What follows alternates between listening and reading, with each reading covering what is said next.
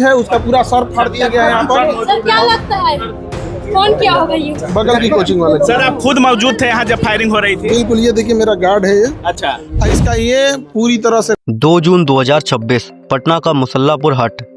बिहार के competitive exam aspirant के लिए ये जगह किसी पिलग्रिमेज से कम नहीं मानी जाती।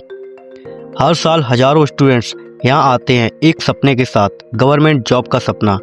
लेकिन उस रात पढ़ाई की बात नहीं हो रही थी।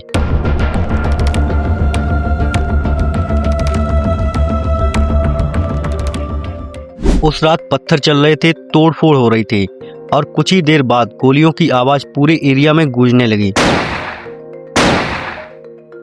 जिस कोचिंग पर हमला हुआ था वो कोई आम कोचिंग नहीं थी, वो थी खान सर की कोचिंग। हाँ, वही खान सर जिनके वीडियोस करोड़ों स्टूडेंट देखते हैं, वही खान सर जिन्होंने टीचिंग को क्लासरूम से निकालकर स्मार्टफोन तक पहुंचा दिया। लेकिन कहानी का सबसे शॉकिंग हिस्सा अभी बाकी था। कुछ दिनों बाद जिस इंसान को विक्टिम माना जा रहा था उसका नाम ही FIR में आ गया, attempt to murder, arms act, और देखते ही देखते पूरा नैरेटिव बदल गया। सवाल ये था कि आखिरकार हुआ क्या था। क्या ये सिर्फ कोचिंग इंस्टीट्यूट के बीच राइवलरी थी या कहानी में कुछ और भी चल रहा था? चलिए पूरी क्रोनोलॉजी को समझते हैं। खान सर का नाम आज इंडिया के सबसे बड़े एजुकेटर्स में लिया जाता है। 2019 में एक छोटे से सेटअप से शुरू हुआ उनका यूट्यूब सफर आज करोड़ों स्टूडेंट तक पहुंच चुका है। उनकी टीचिंग स्टाइल बिल्कुल अलग थी। डिफिकल्ट टॉपिक को सिंपल लैंग्वेज में समझाना, करंट अफेयर्स को फनी एग्जाम्पल के साथ एक्सप्लेन करना, और सबसे बड़ी बात अफोर्डेबल एजुकेशन। जब कई कोचिंग इंस्टीट्यूट्स लाखों रुपए की फीस चार्ज करते हैं, तब खान सर कंपैरेटिवली बहुत कम फीस में स्टूडेंट्स को पढ़ाते रहे। इसी वजह से उनकी पॉपुलैरिटी सिर्फ बिहार तक सीमित नहीं रही, पूरी कंट्री में उनका नाम जाना जाने लगा। लेकिन पॉपुलैरिटी के साथ इन्फ्लुएंस भी आता है और इन्फ्लुएंस के साथ कंट्रोवर्सी भी। 2 जून की रात कोचिंग पर अटैक हुआ। खान सर की तरफ से कहा गया कि कोचिंग के बाहर हमला हुआ, तोड़फोड़ हुई और फायरिंग भी हुई। उन्होंने इस अटैक के पीछे राइवल कोचिंग इंस्टीट्यूट ज्ञान बिंदु GS एकेडमी के डायरेक्टर रोशन आनंद का नाम लिया। पुलिस ने इन्वेस्टिगेशन शुरू की। रोशन आनंद को अरेस्ट भी किया गया। लेकिन कहानी यहीं खत्म नहीं हुई। रोशन आनंद की तरफ से कहा गया कि उन्हें गलत तरीके से फंसाया जा रहा है। उनका कहना था कि बिहार पुलिस एग्जाम में उनके इंस्टीट्यूट के रिजल्ट ज़्यादा अच्छे आए हैं और उनकी रिपुटेशन को डैमेज करने की कोशिश की जा रही है। यहाँ से केस और कॉम्प्लिकेटेड हो गया। एक तरफ अटैक के एलिगेशंस, दूसरी तरफ काउंटर एलिगेशंस और बीच में पुलिस इन्वेस्टिगेशन। शुरुआती रिपोर्ट्स में पुलिस ने कहा कि उन्हें फायरिंग का कोई क्लियर एविडेंस नहीं मिला, लेकिन फिर एक वीडियो में सामने आया। वीडियो में खान सर के सिक्योरिटी गार्ड्स हवा में फायरिंग करते हुए दिखाई दिए।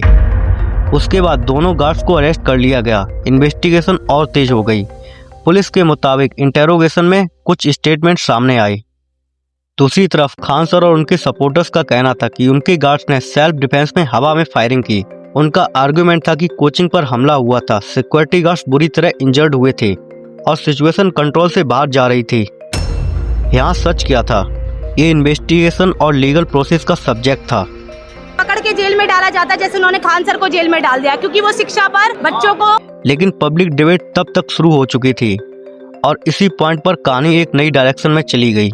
मीडिया, पॉलिटिक्स और स्टूडेंट प्रोटेस्ट। इस कंट्रोवर्सी को समझने के लिए हमें मई 2026 में जाना होगा। उस वक्त देश में नीट एग्जामिनेशन को लेकर बहुत बड़ी डिबेट चल रही थी। पेपर लीक के एलिगेशंस लग रहे थे, स्टूडेंट प्रोटेस्ट कर रहे थे, सोशल मीडिया पर डिस्कशन हो रहे थे। NTA यानी नेशनल टेस्टिंग एजेंसी पर सवाल उठाए जा रहे थे। एजुकेशन मिनिस्टर धर्मेंद्र प्रधान से भी अकाउंटेबिलिटी की डिमांड की जा रही थी। इस दौरान कई एजुकेटर्स ने अपनी बात रखी। खान सर भी उनमें से एक थे। उन्होंने स्टूडेंट के फ्रस्ट्रेशन को ओपनली डिस्कस किया। उन्होंने एग्जाम सिस्टम और पेपर लीक्स पर सवाल उठाए। उन्होंने वीडियोज में स्टूडेंट्स की स्ट्रगल की बात की। उनका कहना था कि कॉम्पिटिटिव एग्जाम सिर्फ एग्जाम नहीं होते, पूरी फैमिलीज का फ्यूचर उनसे जुड़ा होता है। कई पेरेंट्स लोन लेकर बच्चों को पढ़ाते हैं, कई स्टूडेंट्स सालों तक प्रिपरेशन करते हैं और अगर पेपर लीक हो जाए तो सबसे बड़ा नुकसान स्टूडेंट का होता है। इसी इशू पर देश भर में डिस्कशन चल रही थी। लेकिन फिर एक टीवी डिबेट ने कंट्रोवर्सी को और बढ़ा दिया। 29 मई को एक टेलीविजन डिबेट में कुछ एंकर्स और टीचर्स के बीच तीखी बहस देखने को मिली।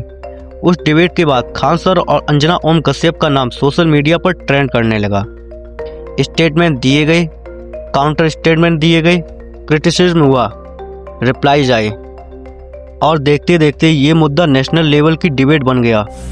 सपोर्टर्स का कहना था कि टीचर्स स्टूडेंट की आवाज़ उठा रहे हैं। क्रिटिक्स का कहना था कि कुछ एजुकेटर्स अननेसेसरी पॉलिटिकल स्टेटमेंट दे रहे हैं। सोशल मीडिया दो कैंप में डिवाइड हो गया। एक साइड खान सर की सपोर्ट में खड़ी थी, दूसरी साइड उन्हें क्रिटिसिज्म कर रही थी। फिर 2 जून का अटैक हुआ। 5 जून तक एफआईआर में नए डेवलपमेंट आए और मीडिया कवरेज और एग्रेसिव हो गई।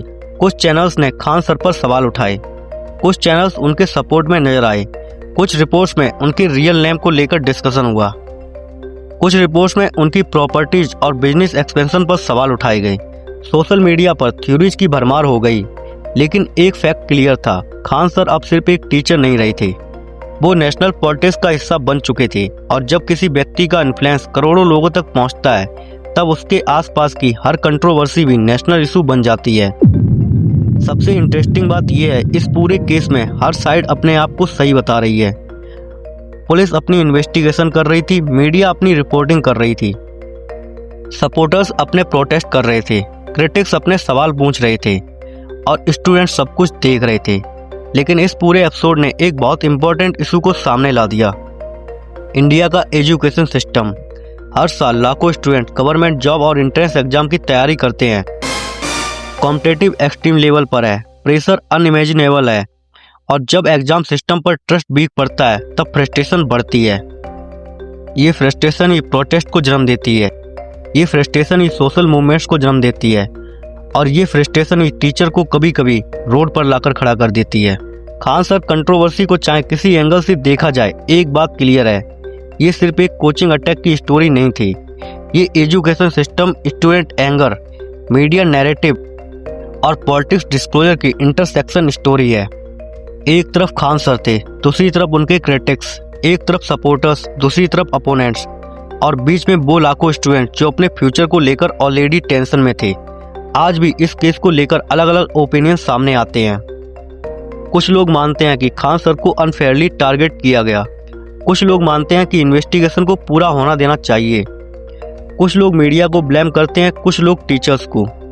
लेकिन फाइनल ट्रुथ वही होगा जो एविडेंस और लीगल प्रोसेस के थ्रू सामने आएगा, क्योंकि सोशल मीडिया पर ट्रेंड होना और कोर्ट में प्रूव होना दोनों अलग चीजें हैं। लेकिन एक चीज जरूर हुई, 2 जून 2026 की वो रात सिर्फ पटना की एक लोकल इंसिडेंट नहीं रही, उसने पूरे देश में डिस्कशन छेड़ दिए, एजुकेशन पर, स्टूडेंट्स पर, मीडिया पर और उन लोगों पर जो डिजिटल प्लेटफॉर्म के थ्रू करोड़ों लोगों तक अपनी बात पहुंचा सकते हैं। और शायद इसीलिए आज भी लोग पूछ रहे हैं, क्या सिर्फ ये एक कोचिंग लाइब्रेरी थी